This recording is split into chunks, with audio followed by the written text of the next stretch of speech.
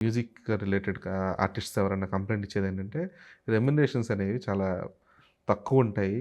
Payments కూడా prompt ఉండవని జెప్పేసి చాలామంది అంటే సింగర్స్ గానీ, చాలామంది పాపులర్ సింగర్స్ ఒక్కోసారి అంటే వాళ్ళు ఒక్కొక్క పాటకి ఎన్నో లక్షలు తీసుకుంటారేమో అని జనాల్లో చిన్న అభిప్రాయం ఉండేది. హ్మ్. వాళ్ళు చాలా సింపుల్‌గా లేదండి ఈ పాటకి 10,000 ఇచ్చారు, 15,000 ఇచ్చారు అని జెప్పేసి చెప్తే షాక్ అయిన సిట్యుయేషన్స్ చాలా ఉన్నాయి. సో, అది ఇప్పుడు అంటే ఇంతకుముందు ఎలా ఉందో తెలీదు. బట్ ఇప్పుడేమైనా మార్పొచ్చిందా? మ్యూజిషియన్స్‌కి స్పెసిఫిక్‌గా లిరిసిస్ట్స్‌కి కూడా. లిరిసిస్ట్ కూడా చాలామంది చెప్తా ఉంటారు. లైక్ అంటే ఫస్ట్ ఆఫ్ ఆల్ ఇచ్చేదే తక్కువ. ఆ ఇచ్చేది కూడా కరెక్ట్‌గా టైంకి ఇవ్వరు. చాలా డిలే చేస్తా ఉంటారు. స్పెసిఫిక్‌గా మాది వచ్చేటప్పటికి అని చెప్పేసి అంటా ఉంటారు. సో, ఆ సిట్యుయేషన్ ఏమైనా మెరుగుపడిందా? ఇప్పుడేమైనా పరిస్థితులు మారాయా? ఓకే. అంటే లక్కీగా నాకైతే నేను ఫస్ట్ నుంచి కూడా నేను ఆ స్పేస్‌లో ఎప్పుడు పడలేదు. హ్మ్. అండ్ ఇంకోటి ఏంటంటే మనం ఎక్స్‌పెక్ట్ చేసిన దగ్గర మనకు బాధొస్తదండి. ఏదైనా మనకు జరగలేదు అని. నువ్వు అసలు ఏ ఎక్స్‌పెక్టేషన్ లేకుండా ఎళ్లి పని చేసిన దగ్గర ఉండదు. సో, ఆబ్వియస్లీ ఎవరి షేర్ ఆఫ్ ఎక్స్‌పీరియన్సెస్ వాళ్ళవి.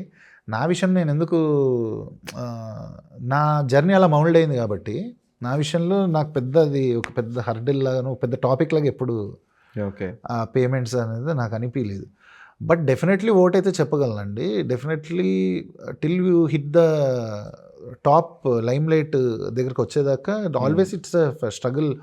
అది మనకి ఎమోషనల్‌గా, మెంటల్‌గా ఎంత స్ట్రగుల్ ఉందో ఫైనాన్షియల్ కూడా అంత స్ట్రగుల్ ఉంటుందండి. ఈ ఫీల్డే అలాంటి ఫీల్డ్. అవును. So, there is hardly 10% success rate. ఎన్ని ఫిలిమ్స్ వస్తే 10% ఆడతాయి. 3% 10 కూడా లేదు 10 ఇప్పుడు. కూడా లేదు.